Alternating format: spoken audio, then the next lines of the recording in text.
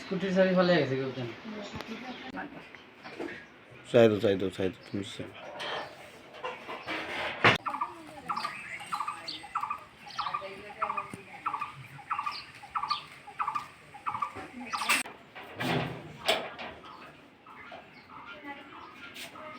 বাড়িতে চুরি হয়েছে রাত 3টার সময়। আমি কইতাম পারি যে আমার ঘরের ভিতরে ঢুকিয়া গডরেজ ভাঙ্গিয়া 97,000 টাকা নিছে, আর আলাদা একটা ব্যাগ আছে 1600 টাকা।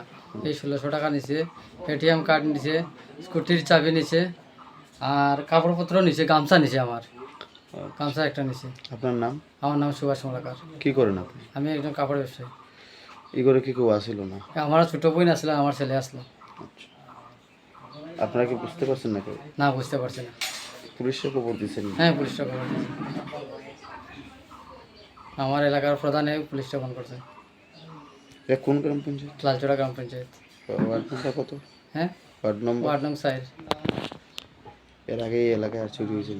এর আগে অনেক হয়েছে, এইদিকে আমার এলাকা হয়েছে না।